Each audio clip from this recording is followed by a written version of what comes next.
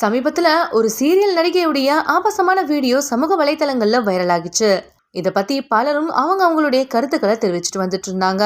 இந்த நிலையில அந்த நடிகை ஏன் இப்படி பண்ணிருக்காங்கன்னு விசாரிச்சு பார்க்கும்பொழுதுதான் ஒரு டைரக்டர் அவங்களுக்கு பட வாய்ப்பு தர்றதா சொல்லி இந்த மாதிரி அவங்களை ஏமாத்திருக்காங்கன்னு தெரியுது. இப்படி பட வாய்ப்பு தரதா சொல்லி வீடியோ எடுத்த அந்த நபர் இப்போ அந்த நடிகை வளர்ந்து வரத பார்த்துட்டு அந்த வீடியோவை லீக் பண்ணிருக்காரு.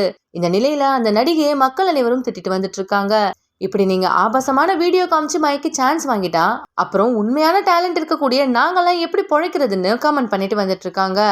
என்னதான் அந்த நடிகை மேல தப்பு இருந்தாலும் கூட இந்த மாதிரி பண்ணாதான் சினிமால சான்ஸ் கொடுப்பேன்னு சொல்லக்கூடிய இந்த மாதிரியான கேடு கெட்டவங்களும் சினி இண்டஸ்ட்ரியில இருக்கதான் செய்யறாங்க. இவங்களுக்கெல்லாம் கண்டிப்பா தண்டனை வாங்கி தரணும்னு மக்கள் சொல்லிட்டு வந்துட்டு இருக்காங்க. தேவதர்ஷினி இப்போ ரீசெண்டா ஒரு மலையாள திரைப்படத்தில் நடிச்சிருக்காங்க. அந்த படத்துடைய பிரஸ் மீட்ல தான் ஆடிஷன் சொல்லி வீடியோ கால் பண்ணி ஒரு சீரியல் நடிகைய ஆபாசமா அபியூஸ் பண்ணிருக்காங்களே, அந்த வீடியோ கூட இப்போ சமூக வலைதளங்கள்ல வைரல் ஆகிட்டு வந்துட்டு இருக்கு. அதை பத்தி நீங்க என்ன கருத்து சொல்ல நினைக்கிறீங்கன்னு அந்த பிரஸ் மீட்ல கேட்டிருந்தாங்க.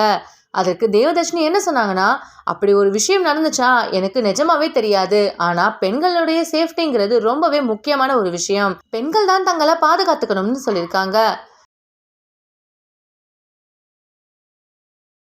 போத்தன் சார் இது ப்ரொடியூசர், டைரக்டர், ஆக்டர் பல பரிமாணங்கள் இருக்கவங்களுக்கு ரொம்ப பாப்புலரான ஒரு பர்சன் மலையாளம் இண்டஸ்ட்ரியில். அவங்க பண்ணியிருக்காங்க. ஜாஃபர் இடுக்கி சார் பண்ணியிருக்காங்க.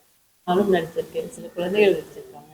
ஸோ இந்த திரைப்படத்தை பற்றி சொல்லணுன்னா, இது கொஞ்சம் ஒரு த்ரில்லர் எலிமெண்ட் இருக்கும், நிறைய இமோஷன்ஸ் இருக்கும், அழகான இசை இருக்கும், ரொம்ப ரம்யமான இயற்கை காட்சிகள் இருக்கும், அண்ட் ரொம்ப ஆழமான ஒரு சப்ஜெக்ட்.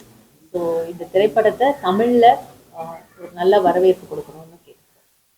சக்தி ஃபிலிம் ஃபேக்ட்ரி ரிலீஸ் பண்ண இருக்காங்க இந்த திரைப்படத்தை. ஸோ செந்தில் சார் வந்து இந்த ஃபுல்லாக ஆர்கனைஸ் பண்ணி கொடுத்துருக்காரு இந்த விஷயத்த. சக்தி சாரும் இங்கே வர வேண்டியது, பட் மிஸ் ஆயிடுச்சு இன்னைக்கு.